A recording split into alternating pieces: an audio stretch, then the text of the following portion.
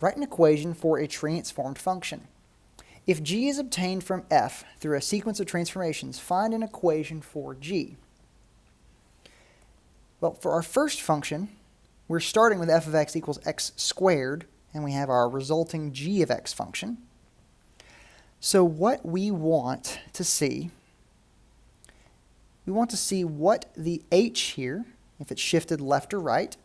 We want to find the k value if it's been shifted up or down, and then also the stretch factor, the vertical stretch or shrink factor.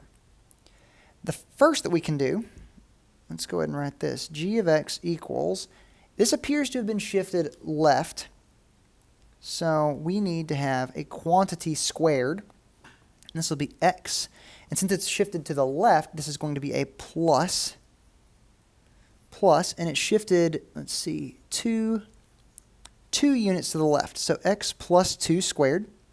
It has not been shifted up or down if you're looking at the vertex of that. The vertex has not been shifted up or down, it's only been translated to the left. So we don't have a plus k.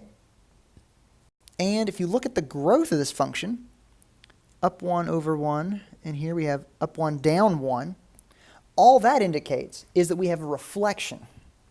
So we have a negative quantity, x plus 2 squared. The second function,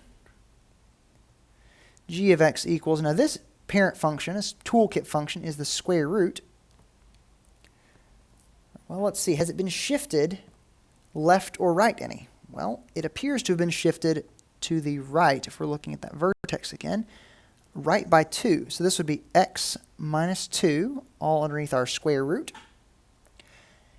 That vertex, as I would call it, that endpoint, also appears to have been shifted up by 3. That means we have a plus 3.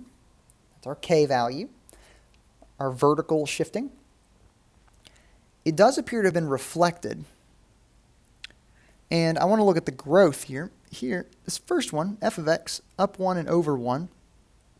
This one is down 1 and over 1.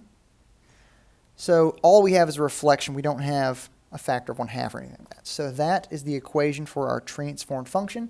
And I would definitely suggest graphing the original function, graphing what you believe the function is, and if it doesn't match what you have as a graph, then perhaps you did something wrong, and you can always modify that and play around with it until you get something that matches exactly point for point.